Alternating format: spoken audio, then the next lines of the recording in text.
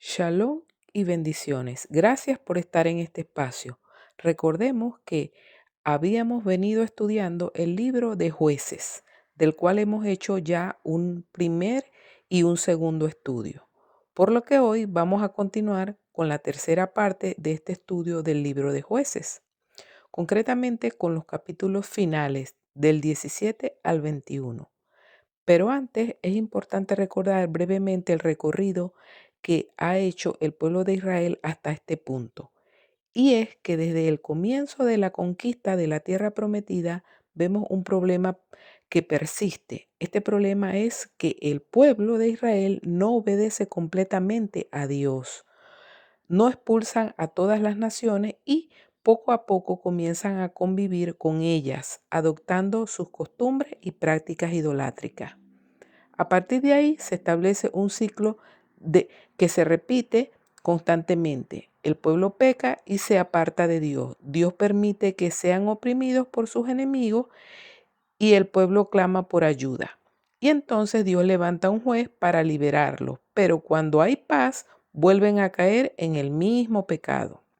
A lo largo de los capítulos 3 al 16 vemos a diferentes jueces como Otoniel, Ehud, Débora, Gedeón, Jefté y Sansón. Cada uno es usado por Dios, pero a pesar de esto muestran debilidades humanas.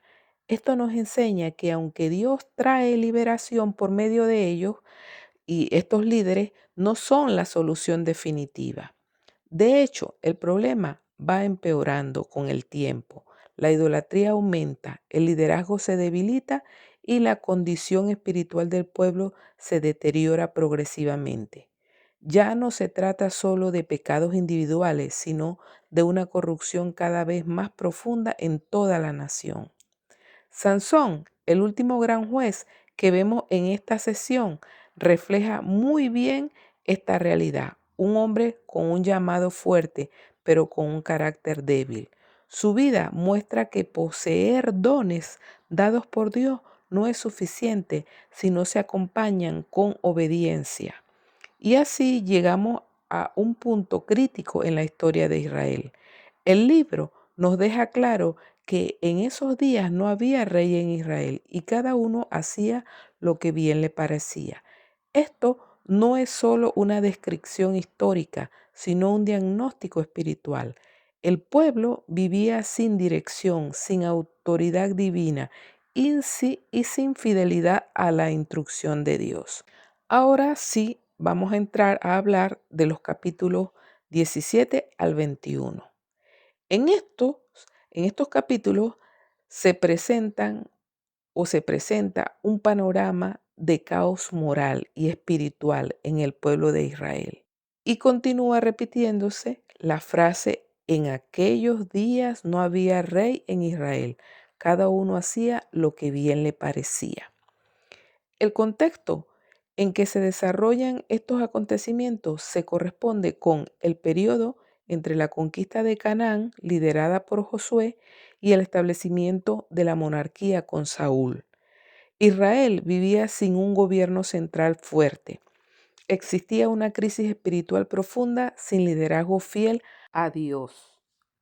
Tendemos a pensar que lo peor que le ha pasado a Israel hasta este momento habían sido las opresiones externas, los enemigos, las guerras, la esclavitud, pero lo que vemos a partir del capítulo 17 es algo más profundo, peligroso y aún más grave, que es el colapso moral, espiritual y social que nace dentro del propio pueblo de Israel. El texto deja de centrarse en jueces que liberan y comienza a mostrarnos historias reales que reflejan la condición espiritual de Israel, como una especie de radiografía del corazón del pueblo. Y lo primero que encontramos no es una batalla ni un ejército enemigo, sino un hogar. Un hombre llamado Micaía. Su historia, que a primera vista puede parecer sin importancia, en realidad revela algo muy serio: la idolatría, la confusión espiritual y la religión a la manera del hombre, y no conforme a Dios. una práctica que había penetrado profundamente en Israel. Muestra algo impactante, porque no se trata de que el pueblo haya abandonado completamente a Dios, sino que lo han mezclado con prácticas incorrectas, han creado una espiritualidad cómoda, adaptada a sus propios criterios. Esto marca el inicio de una serie de eventos que llevarán al pueblo hacia un deterioro cada vez mayor hasta llegar al total colapso moral en los últimos capítulos del libro. Por eso, al entrar en Jueces capítulo 17, debemos hacernos una pregunta importante. ¿Puede una persona o un pueblo creer que está honrando a Dios y al mismo tiempo estar completamente desviada? Con esta pregunta en mente, vamos a comenzar examinando los primeros versículos de este capítulo 17, donde ya no veremos enemigos externos, pero sí veremos hasta dónde puede llegar una sociedad cuando se aleja de Dios. Todo esto nos recuerda la necesidad de un rey justo, un verdadero líder, que no solo libere externamente, sino que transforme el corazón del pueblo. Esto apunta directamente a Yeshua. El capítulo 17 refleja la idolatría y corrupción religiosa. El tema principal de este capítulo es la religión falsa mezclada con verdad. Micaía usa el nombre de Dios, pero practica idolatría. También, Micaías no es que rechace directamente a Dios, sino que lo distorsiona. Los versículos 1 y 2 nos ofrecen un comienzo que revela el corazón. El versículo 1 comienza diciendo, hubo un hombre del monte de Efraín que se llamaba Micaía. La historia comienza en un entorno cotidiano, no en un campo de batalla. Esto ya nos indica algo importante. El problema espiritual de Israel no está solo en lo público, sino en lo privado. Micaías confiesa haber robado dinero a su madre. Esto es una violación directa de la Torá, infringiendo los mandamientos de no hurtar y de honrar a los padres. Sin embargo, lo más importante o lo más impactante no es solo el pecado, sino la reacción. Cuando Micaía devuelve el dinero a su madre, ella lo bendice en el nombre de Dios. Este hecho muestra la gran confusión espiritual. La madre usa el nombre de Dios, pero no hay verdadero arrepentimiento en Micaías y ella no está haciendo verdadera justicia. La enseñanza que este relato nos deja es que es posible usar un lenguaje espiritual y aún así estar fuera de la voluntad de Dios. Los versículos 3 y 4 muestran la idolatría como una forma de adoración a Dios. La madre de Micaía consagra el dinero que le es devuelto y lo consagra a Dios y lo utiliza para hacer una imagen tallada. Esto va en contra del mandamiento que prohíbe la idolatría. La enseñanza que nos deja es que no toda intención religiosa es correcta. No se puede adorar a Dios de cualquier manera, y mucho menos a la manera de los paganos o que los paganos adoraban a sus dioses. Es Dios mismo, quien establece cómo debe ser adorado. No es el hombre quien define la forma, sino Dios a través de su instrucción. El versículo 5 muestra una religión hecha a medida. Micaía crea su propio sistema religioso, establece su propio santuario personal, podríamos decir que privado. Tiene a su propio sacerdote, incluso consagra a su propio hijo. Vemos que Micaía no rechaza a Dios de manera directa, sino que lo distorsiona. Esto refleja una fe sin obediencia a Dios. Es similar a una religión a la manera del hombre, y esto representa una fe totalmente subjetiva. La enseñanza que nos deja es que cuando el hombre se aleja de la palabra de Dios, termina creando una espiritualidad a su conveniencia. El versículo 6 es la clave para entender este libro de Jueces. Dice, en aquellos días no había rey en Israel. Cada uno hacía lo que bien le parecía. Este versículo resume toda la situación, pero debemos tener claro que no se trata solo de falta de liderazgo político, sino de ausencia de autoridad divina en la vida del pueblo. Y esto enseña que cuando Dios no gobierna en el corazón del ser humano, éste se convierte en su propia autoridad. Los versículos 7 al 10 hablan de un levita disponible para servir como sacerdote, pero infiel a Dios. Aparece aquí un joven de Belén de Judá, levita, de la tribu sacerdotal, alguien que se supone que debería conocer las escrituras.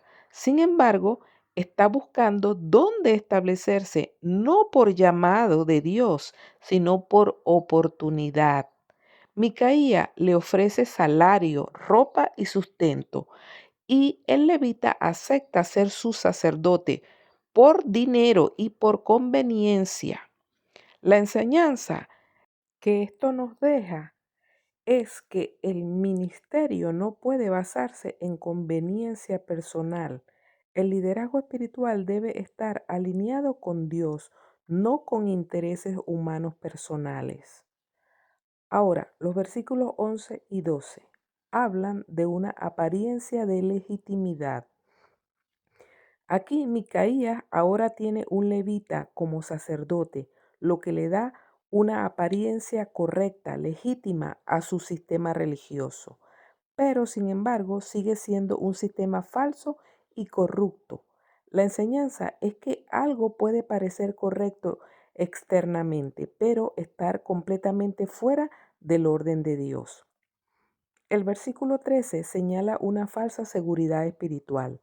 Micaías dice, ahora sé que el Señor me prosperará.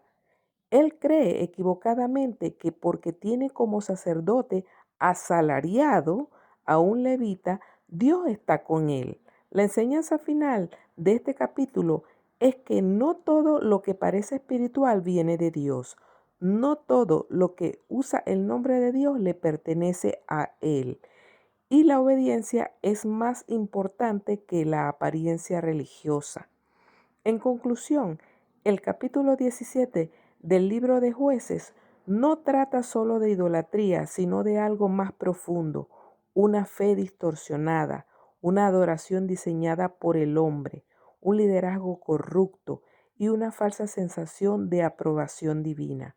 Lo que hemos dicho sirve como un espejo al cual mirarse, que muestra la necesidad urgente de volver a la instrucción de Dios y de reconocer la autoridad del verdadero rey, porque cuando el hombre ocupa el lugar de Dios, incluso la religión se convierte en un instrumento de error. Pasemos ahora al capítulo 18 de Jueces. El versículo 1 es un texto con una frase reveladora que ya conocemos. En aquellos días no había rey en Israel. Una frase clave y muy repetida en este libro. Esto no es casual. El autor quiere que entendamos que todo lo que ocurre es consecuencia de la falta de dirección espiritual.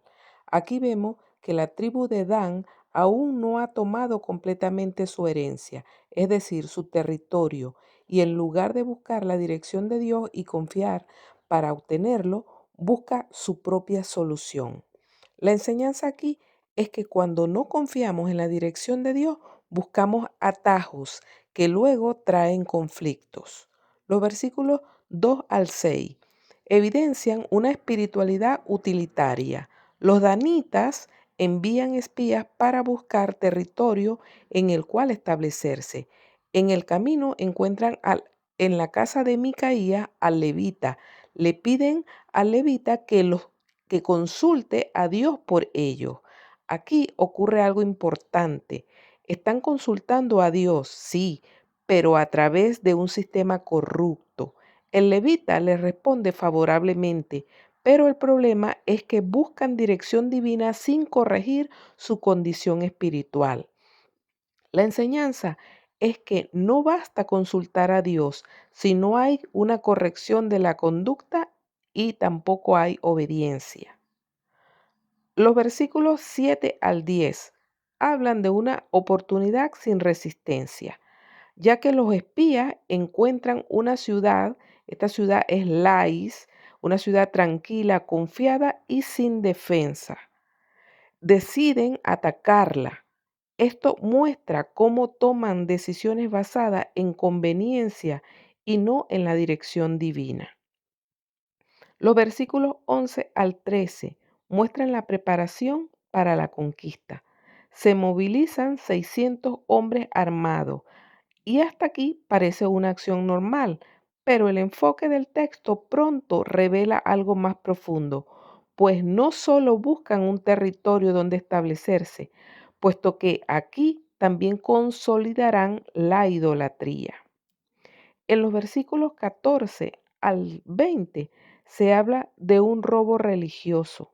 Los danitas recuerdan los ídolos de Micaía, entran a su casa y roban las imágenes, se llevan el efod, convencen al levita de ir con ellos, formulando la pregunta al levita: ¿qué es mejor para ti?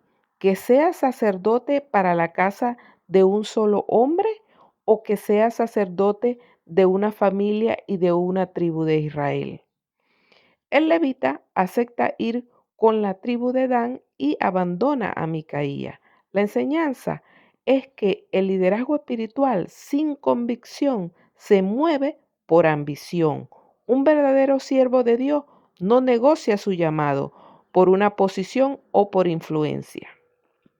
Ahora, los versículos 21 al 26 muestran la indiferencia ante la injusticia. Micaías intenta aquí recuperar lo que le han robado, pero no puede hacer nada. Esto es impactante porque aunque él estaba en error, es también víctima de injusticia. Y esto enseña que un sistema corrupto produce más corrupción. Los versículos 27 al 29 son una muestra de violencia y sustitución, porque los danitas destruyen la ciudad de Lais, matan a sus habitantes y reconstruyen la ciudad y la renombran con el nombre de la tribu, es decir, Dan. Luego establecen allí los ídolos y este acto es crucial porque no solo pecan, sino que establecen el pecado, la idolatría como un sistema permanente en ese territorio. Los versículos 30 al 31 vemos aquí la idolatría establecida oficialmente. El joven levita continúa como sacerdote oficial. La idolatría permanece todo el tiempo que la casa de Dios estuvo en Silo, es decir, el tabernáculo. Esto significa que mientras existía el tabernáculo verdadero, Israel mantenía un sistema falso paralelo. La enseñanza final del capítulo revela que lo falso puede coexistir con lo verdadero si no hay un verdadero discernimiento. Y el pecado tolerado se convierte en sistema. La idolatría individual se puede convertir en colectiva, como lo vemos aquí, todo el pueblo. Conclusión: lo que comenzó en una casa, la de Micaías, en el capítulo 17, ahora afecta a toda una tribu. El problema crece de lo privado a lo público, de lo personal a lo colectivo, de error a sistema establecido, es decir, idolatría institucionalizada, puesto que la tribu de Dan adopta el sistema de idolatría. Este capítulo muestra cómo el pueblo de Dios puede desviarse profundamente cuando pierde el fundamento de la Torá y sustituye la verdad por conveniencia. También revela algo importante. El peligro no es solo rechazar a Dios, sino redefinirlo. según nuestros propios intereses y conveniencia. Ahora, antes de pasar al capítulo 19, hagamos un paréntesis para decir que si en los capítulos 17 y 18 vemos corrupción espiritual, lo que viene a continuación es aún más impactante. Ahora el texto ya no se centrará en idolatría, sino en la condición moral del pueblo de Israel. Y lo que veremos en el capítulo 19 no es simplemente pecado, es el reflejo de una sociedad que ha perdido completamente sus límites, pasando de una fe distorsionada a una humanidad degradada. Y esto nos obliga a hacernos otra pregunta seria e importante. ¿Qué ocurre cuando un pueblo no solo se aleja de Dios, sino que también pierde todo sentido de justicia y compasión? Con esto en mente entraremos en uno de los capítulos más duros de toda la escritura. Me refiero al capítulo 19, que muestra que Israel ha llegado al nivel de las naciones paganas. El versículo 1 comienza con una frase que ya conocemos repetida y muy significativa. En aquellos días, cuando no había rey en Israel, una vez más vemos repetirse estas palabras que son realmente una advertencia espiritual y no un detalle histórico. Lo que hablaremos a continuación no ocurre por casualidad, sino como resultado de una sociedad sin dirección divina. Los versículos 1 al 3 evidencian un alejamiento del pacto con Dios, desorden moral, hostilidad, injusticia, violencia extrema. En estos primeros versículos leemos que un levita toma una concubina. Esta relación ya refleja un alejamiento del diseño correcto establecido en la Torá. La concubina lo abandona y regresa a la casa de su padre. El levita va a buscarla aparentemente para reconciliarse. Y aquí la enseñanza es que las relaciones personales reflejan la condición espiritual del pueblo. Los versículos 4 al 10 muestran la falta de discernimiento. En estos versículos leemos que el padre de la joven concubina del levita, insiste en retener al levita varios días con hospitalidad. Finalmente, parten tarde en el día. Y esto parece un detalle menor, pero tendrá consecuencias graves. La enseñanza que nos deja es que la falta de discernimiento en la toma de decisiones que parecen ser insignificantes pueden llevar a situaciones peligrosas. Los versículos 11 y 15, en estos versículos vemos la consecuencia de una decisión equivocada. Aquí se dice que el levita decide no entrar en una ciudad extranjera, Jebusea, sino continuar hasta Gabá, una ciudad de Israel, territorio de la tribu de Benjamín, esperando seguridad entre su propio pueblo. Pero ocurre lo contrario, nadie les ofrece hospedaje. Aquí hay una enseñanza impactante. Israel ha perdido incluso el valor básico de la hospitalidad. Versículos del 16 al 21. Aquí encontramos un contraste parcial en estos versículos del 16 al 21, ya que un anciano extranjero de la tribu de Efraín les ofrece hospedaje. Esto hace el contraste y muestra la decadencia del resto del pueblo. Pero, sin embargo, la seguridad es solo aparente, ya que en los versículos 22 al 26 muestran una depravación extrema. Aquí, hombres perversos rodean la casa del anciano y exigen abusar sexualmente del levita. Esta escena recuerda directamente a Sodoma, lo que sucedió con Lot y los ángeles.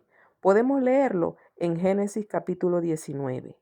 Vemos que el anfitrión, el anciano efraimita, intenta proteger a su huésped, es decir, al levita, ofreciendo a su hija virgen y a la concubina del levita. Finalmente vemos que la concubina es entregada y abusada durante toda la noche y muere a la puerta de la casa del efraimita. Aquí vemos el punto más bajo, la pérdida total de valores, la deshumanización absoluta. La mujer es tratada como un objeto. La violencia es sin límites. La enseñanza que esto nos deja es que cuando el pueblo de Dios abandona la verdad, puede llegar a comportarse peor que las naciones paganas. Ahora, los versículos 27 y 28 son una muestra o muestran insensibilidad total. El levita encuentra a la mujer sin vida, pero su reacción es fría. No hay expresión de dolor profundo, sino distancia. Esto muestra un corazón endurecido. Los versículos 29 y 30, aquí vemos un acto extremo que despierta a Israel. El levita corta el cuerpo de su concubina en 12 pedazos y lo envía a cada una de las tribus de Israel.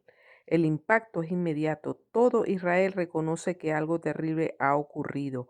La enseñanza que deja este capítulo es que cuando el pueblo endurece progresivamente su corazón, el pecado llega a su máxima expresión, haciéndoles perder su identidad, conduciéndolos a la destrucción. En conclusión, este capítulo 19 no es solo una historia trágica, es un diagnóstico espiritual. Israel, llamado a ser un pueblo santo, ahora refleja la misma corrupción que debía de rechazar. Esto revela algo profundo. La necesidad no es solo de liberación externa, sino que además es necesaria una transformación interna del corazón, lo que apunta a la obra del Mesías, restaurar no solo el orden, sino la naturaleza del hombre. Gracias una vez más por acompañarme. El Eterno te bendiga, te guarde y te fortalezca.